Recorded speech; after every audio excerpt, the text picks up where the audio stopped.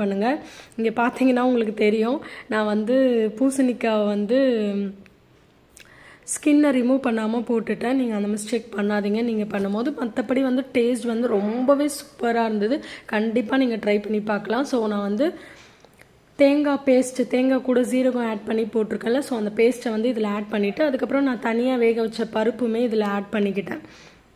Add பண்ணிவிட்டு வேறு எந்த மசாலாவும் நான் இது கூட ஆட் பண்ணலை. நான் வந்து அந்த மிளகாத்தூள் ஆட் பண்ணலை அந்த வேக வைக்கும் போது பருப்பு கூட. ஸோ அவ்வளோதான். அதுக்கப்புறம் நான் எந்த இதுவுமே ஆட் பண்ணிக்கலாம் அடிஷ்னலாக.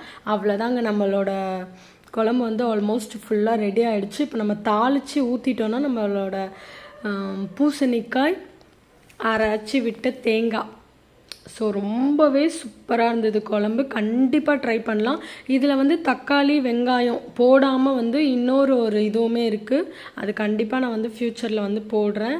இதை தாளித்து ஊற்றுனேன்னா எல்லாம் மணக்க மணக்க